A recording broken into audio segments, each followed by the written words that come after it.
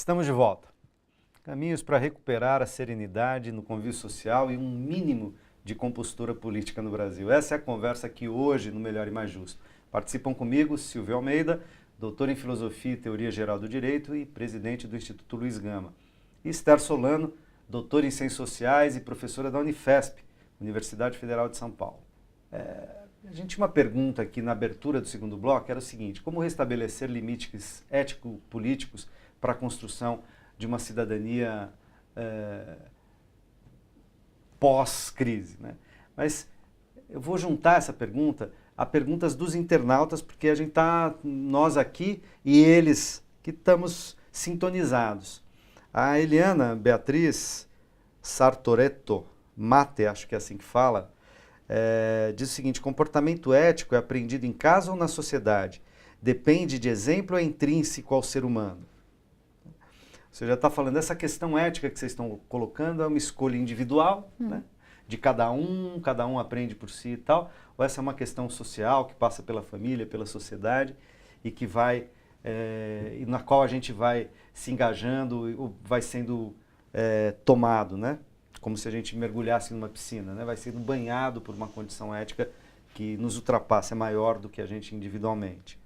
O Jonatas Oliveira Serra diz assim: como viver uma ética da libertação e da democracia verdadeira nessa era de exclusão, globalização e neoliberalismo?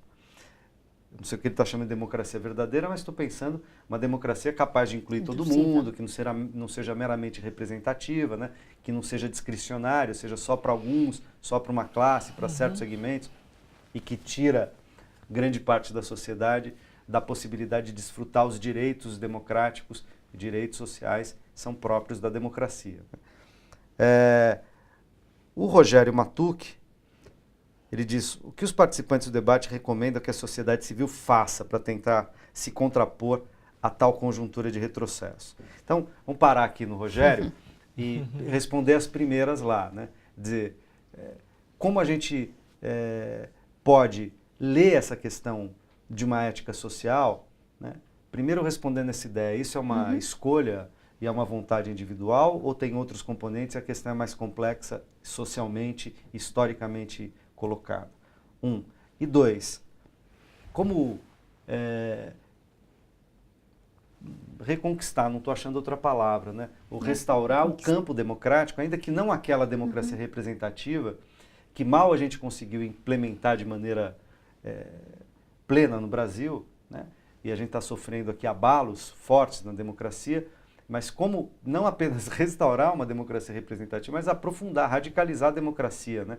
Aquilo que o Jonatas está chamando de democracia verdadeira, suponho, né, Jonatas? Esther. Olha, eu queria resumir assim, em 3 pontos que eu acho que são importantes. Primeiro, a primeira internauta fez uma pergunta que para mim é fundamental, né? Os valores são construídos socialmente, a cultura é construída socialmente, a democracia é construída. A gente não pode esquecer que a democracia não é uma fórmula concreta fechada. A democracia é uma fórmula que nós vamos construindo ao longo do tempo. A democracia é uma coisa viva, assim como o capitalismo, de fato, tem esse poder simbiótico de metamorfose também, né? Então, os valores são, de fato, construídos. A ética é construída, é um processo social, né? O que significa isso? Acho que são 2 coisas para mim muito importantes. Primeiro, que como, e um pouco aí respondendo a pergunta dos 2 internautas, né? Como cidadãos, a gente não pode cair na omissão, no silêncio, porque essa omissão, esse silêncio, não são inocentes, são coniventes com o projeto de poder que está aí estabelecido, né? Então, para mim, esse é o primeiro passo que eu acho fundamental para restaurar, para reconquistar essa civilização, é essa retomada de consciência de um agente político que está dentro de cada um de nós, né? Então, basta um pouco já de culpabilizar sempre aquele governo, aquele político, aquele juiz do momento e retomar um pouco a consciência de que cada um de nós tem uma agência política e um papel político nessa construção de valores e nessa construção civilizatória, né? Então, a omissão e o silêncio, para mim, são muito culpados do que está acontecendo, porque nós falamos, a direita, a ultradireita tem um projeto muito definido, homofóbico, racista, excludente. Se nós ficarmos quietos, se nós não agirmos, se nós não recuperarmos essa consciência de entes políticos, nós estamos conivindo e, no último extremo, estamos, enfim, jogando o mesmo jogo do que eles. Isso é fundamental. E outra peça também me parece muito importante e muito complicada de ser levado a cabo é restabelecer o diálogo. Para mim isso é fundamental. Sem diálogo não existe possibilidade de convívio minimamente democrático. Então, eu sei que é muito difícil tentar um diálogo com aquele que não quer dialogar, porque a definição um pouco de fascista é justamente isso, né? Aquele que tem medo de se expor ao diálogo, porque o diálogo é muito desafiador, né? É uma ameaça às tuas próprias posturas, né? O fascista é aquele que está no seu lugar e aquele que não quer se mexer, né? Aquele que tem medo da exposição ao diálogo, mas nós temos que tentar o diálogo por todos os meios, né? Eu não estou falando do diálogo institucional abstrato nas grandes esferas, estou falando do diálogo também do dia a dia, tua postura pessoal no teu pequeno círculo. Então, acho que essas duas coisas para mim são fundamentais, o diálogo e o não silêncio, a não conivência. Né? Silvio. Mesma linha, eu acho que a gente perdeu a capacidade do diálogo, de fato, mas por condições que são condições também estruturais. Nós perdemos o espaço do diálogo. Estruturais, portanto, são sociais, determinadas, não individuais. Né? Então, não são de individuais, não são porque as pessoas mudaram uma hora para outra o seu caráter, né? Mas é porque houve, de fato, um fechamento dos espaços em que esse diálogo e dos canais em que esse diálogo poderia ser possível. Né? Isso foi acontecendo. Então, voltamos ao assunto, a questão da grande mídia, dos espaços políticos, a questão econômica, tudo isso vai fechando o espaço público onde é possível você ter um diálogo e uma divergência que possa ser uma divergência saudável e que possa produzir alguma coisa. A questão sobre a formação dos valores, eu acho que é importante porque a gente confunde, às vezes, ética com moral, né? Que é uma coisa importante. A ética, ela não pode ser separada da vida política, né? Ética e política são coisas que o Sartre falava muito bem disso, né? Ética e política. Os valores éticos, eles são valores, eles são patamares, são standards, mas que são resultado de disputas políticas. Então, a moral é a possibilidade que nós temos de nos comportar em relação a esses estándares, entendendo aquilo que eles são e como eles afetam a nossa vida e a vida do outro. Né?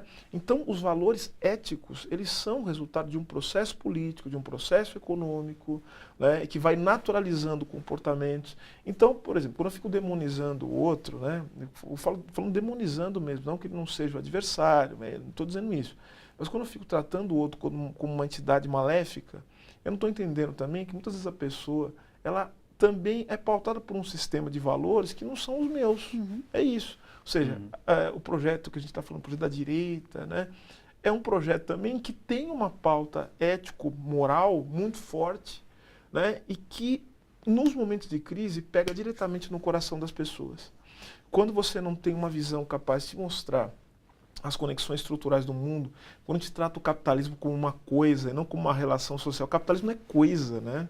O capitalismo é uma relação social, que também implica na formação de subjetividades. Você precisa ir até o mercado para comprar as coisas, você precisa entender como um sujeito livre. Então isso é muito importante.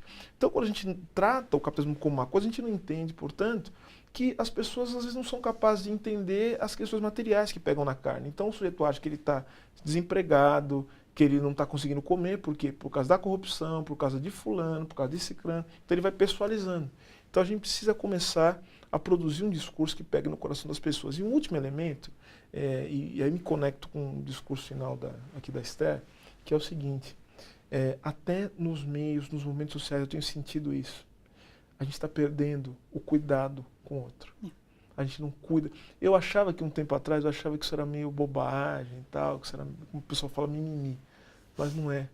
A gente está perdendo as pessoas porque a gente está sendo incapaz de ser carinhoso. E de ouvir, né? De ouvir, de acolher as pessoas. Isso parece uma bobagem, empatia, mas isso é muito sério. Né? Tem até uma coisa que o Ernst Bloch ele conta, né? Ele fala que a esquerda na Alemanha, os socialistas, os comunistas chegaram, falaram, olha, sabe por que a Alemanha está nessa situação? Aí os caras abriram uma planilha, né? E mostravam. Aí o povo olhava, não entendia nada da planilha, ninguém sabia. Mas a planilha estava tudo certinho, era tudo verdade na planilha. Mas chegaram os nazistas e falaram assim, sabe por que a situação de vocês está ruim? Por causa dos judeus e tal. É tudo mentira. Só que isso é um discurso que automaticamente pega nas pessoas, porque elas têm um inimigo, elas sabem como agir. Ou seja, facilmente identificável, a gente precisa começar a falar a verdade para as pessoas, mas começar a falar para o coração das pessoas. Não adianta. A gente precisa oferecer esperança. A gente não oferece esperança. A gente oferece planilha, número, dados, metas. A gente não oferece esperança, acolhimento.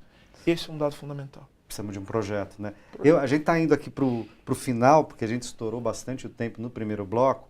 Vou colocar uma pergunta do Paulo César Teixeira e depois outras duas perguntas que eu tenho aqui. Uma, na verdade, já coloquei, mas acho que retoma, porque elas apontam em direções semelhantes em relação a propostas, né? Proposições, a esperança de futuro.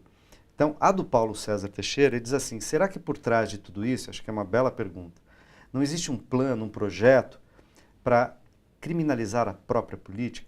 A recusa da política não está na base desse projeto que vocês estão analisando e criticando aqui? Isto afastaria cada vez mais as pessoas do pensar crítico, em minha opinião, diz o Paulo César Teixeira. O que você acha, Esther? Muito interessante isso, né? Nós, de fato, estamos vendo um período de forte conteúdo antipolítico, né? Nós temos aí, o Dória saiu eleito na cidade de São Paulo com um conteúdo antipolítico fortíssimo, né? Eu não sou político, eu sou gestor, né? Eu me lembro da primeira entrevista que ele teve, já como prefeito, o jornalista da Folha perguntava para ele, seja, não, a primeira entrevista, não, ainda de roupa civil. Vestido de prefeito, né? Não de fantasia. A primeira jornalista perguntava para ele, bom, o senhor já é político, é prefeito? Não, eu continuo sendo gestor, né? Isso é muito importante, mas é muito perigoso. O discurso da negação da política deixa a porta aberta para comportamentos de todo tipo autoritários, né? Mas contra isso, eu acho que justamente existe a alternativa para mim, claro, a alternativa para mim é construir espaços políticos e não aquela política institucional. Quando eu falo espaços políticos, o espaço político do coletivo, porque o que também está claro, Tito, é que se existe uma saída para essa crise civilizatória, essa saída passa pelo coletivo, não pelo individual. Num sistema individual não tem saída. Vocês já estão respondendo o Rogério, de novo, né? Os participantes do debate recomendam que a sociedade civil faça para tentar se contrapor a tal conjuntura de retrocesso. E a Joyce César Pires pergunta, ocupar as ruas nesse momento, vocês acham que ajudaria ou acabaria em confronto, como ocorre hoje na Paulista, como ocorreu hoje na Paulista? É que eu acho que assim, primeiro, o coletivo é fundamental, se reorganizar politicamente e não ter medo também de inovar politicamente. Eu acho muito importante isso. A gente não pode ficar atrelado às velhas figuras, às velhas fórmulas, às velhas equações políticas. Não temos que ter medo de inovar fórmulas políticas novas. Plataformas, coletivos, grupos, formas dinâmicas diferentes. Ocupar as ruas é importante, mas não é só a única alternativa que nós podemos ter, porque nós temos que estar disputando espaços de poder, isso é importantíssimo. Então, nós temos que disputar o espaço urbano, mas não temos que disputar também o espaço institucional, isso é fundamental. Então, eu acho muito interessantes movimentos, enfim, mais autonomistas, mais horizontais, mas eu acho que deve ter sempre uma ponte justamente com o espaço do poder, com o espaço institucional. Porque senão, nós estamos ganhando a batalha das ruas, sim, mas se não temos a batalha do poder, nós temos realmente que lutar pelo poder. Isso é importante, né? Para mim, isso é fundamental, né? Silvio. Lutar dentro dos espaços institucionais é fundamental, mas eu quero insistir na questão de projeto, né? Que tipo de mundo...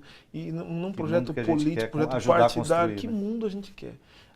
A gente precisa transformar isso em alguma coisa que seja concreta, palpável. Isso passa por mostrar para as pessoas os limites de viver numa sociedade como essa, de um jeito como esse, e que são limites de fato, ou seja, eles podem ser ultrapassados, a gente pode ser diferente, viver de maneira diferente. Tá? Isso eu falo de maneira muito concreta. Outra coisa, a gente também não pode achar que não existem coisas acontecendo e que não existe reação. Existe sim. Muito. Tem muita gente pensando coisa diferente, tem muita gente articulando, tem muita gente com muita capacidade e se opondo a isso. Aliás, se não houvesse resistência, a nossa situação estaria muito pior. Né? Vamos lembrar disso. Nós estamos resistindo, nós estamos aqui hoje. Né? Então, isso é sinal de que existem forças na sociedade que, ainda que não tenham se organizado, que ainda que não tenham aparecido de maneira efetiva no espaço político, no espaço público, são forças que têm capacidade de propor alguma coisa nova. Né?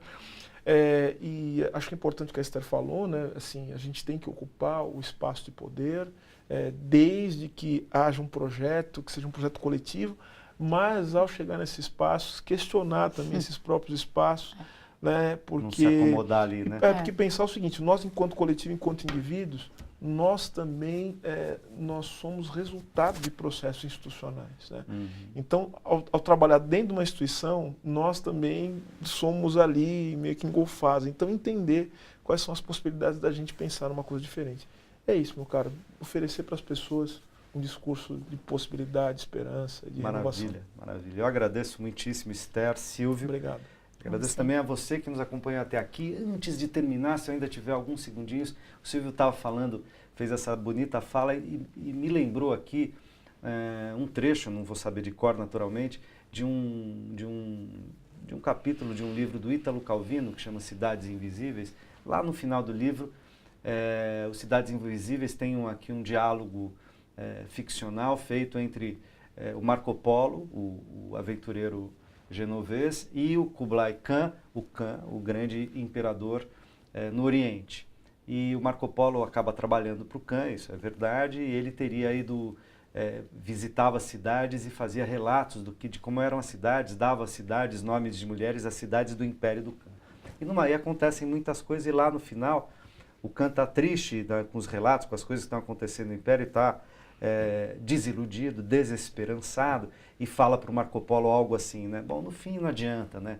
Não adianta os esforços, não adianta as tentativas de um jeito ou de outro, de constituição de valores, de educação, porque no fim a gente é sempre sugado para essa cidade infernal, né? Para essa cidade de conflitos, de guerras, de iniquidades, de intolerância, né? E ele fala, então no fim não adianta nada, né? E o Khan, o Marco Polo responde, não, peraí. Se você fala uma cidade infernal, ele diz, se o inferno existe, o inferno é isso que a gente faz todos os dias estando juntos. A grande questão é reconhecer no inferno o que não é inferno e proteger e abrir espaço para aquilo que não é inferno no inferno. A gente se vê na próxima quinta ou a qualquer momento pela internet. Um forte abraço.